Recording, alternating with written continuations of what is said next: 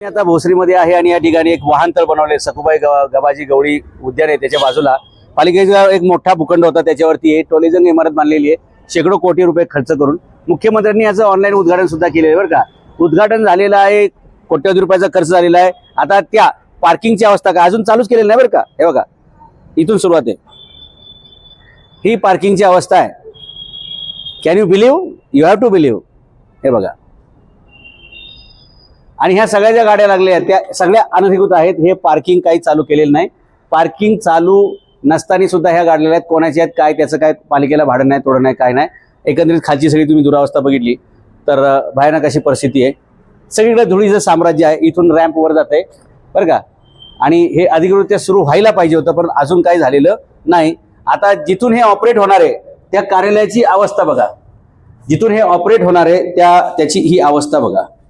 पिंपरी चिंचवड महापालिकेचे वतीनं तयार केलेलं हे कोट्यवधी रुपयाचं वाहनतळ आणि ते चालवण्यासाठी जिथं माणसं बसणार आहेत त्याची अवस्था। जे उद्घाटनाचे फ्लेक्स आहेत ते जिथं उलटे करून लावलेले आहेत। म्हणजे महानगरपालिकेच्या प्रशासन मध्ये किती खर्च झालाय आणि त्याची अवस्था काय हे तुम्हाला मी दाखवतो।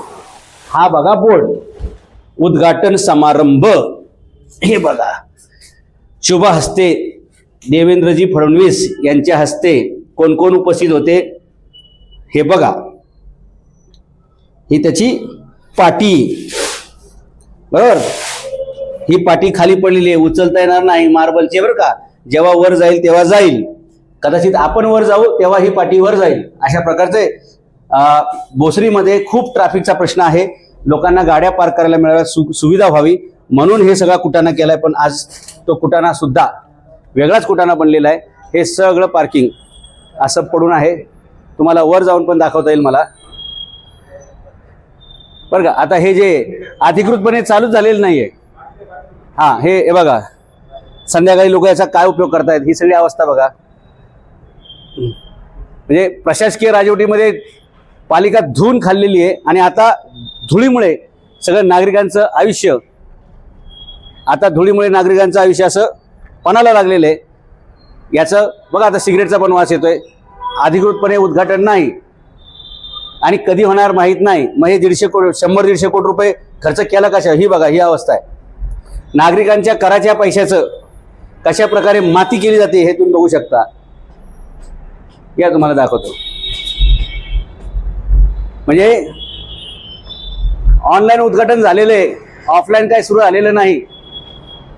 हे बघा हे ते पार्किंग आहे, जागोजागी पडलेल्या बाटल्या पण तुम्हाला दिसतील, ग्लास आहेत, बाटल्या आहेत, म्हणजे तुम्ही समजू शकता।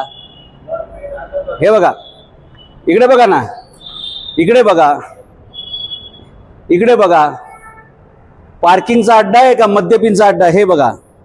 महानगरपालिकेचे अधिकारी काय झोपा काढतात का अधिकारीच इकडे येऊन गांजा वगैरे घेतात, विचारण्याचा प्रश्न तयार झालेला असा आहे बघा।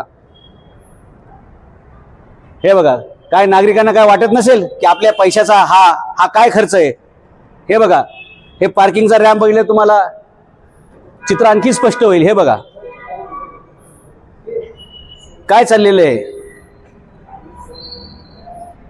महानगरपालिकेचे अधिकारी कशाचा पगार घेतात, काय काम करतात। नागरिकांच्या वतीनं मागणी आमची, ताबडतोब हे वाहन पार्किंग तळ सुरू झालं पाहिजे, नागरिकांना याचा लाभ मिळाला पाहिजे। करदात्यांच्या पैशातून उभं केलेलं हे वाहनतळ नागरिकांसाठी टेन्शनचं स्थळ बनलं नाही पाहिजे। हे बघा हे सगळं चित्र बदललं पाहिजे। नाही अजून वर जाता येईल,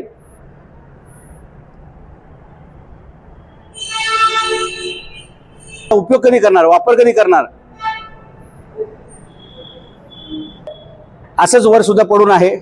शेकडो गाड्या म्हणजे 150-200 गाड्या पार्क होतील, हजारो टू व्हीलर पार्क होतील एवढी जागा आहे, परंतु अधिकाऱ्यांना मात्र जागा नाही, अधिकारी जागे नाहीत म्हणून ही जागा चालू झालेली नाहीये।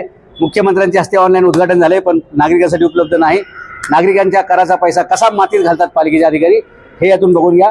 या सर्व अधिकाऱ्यांना जबाबदार धरून महापौरांनी आणि आयुक्तांनी यांच्यावर कडक कारवाई केली पाहिजे आणि लवकरात लवकर हे भोसरीचं वाहनतळ सखुबाई गवळी उद्यानाच्या जवळचे ते चालू झालं पाहिजे। धन्यवाद।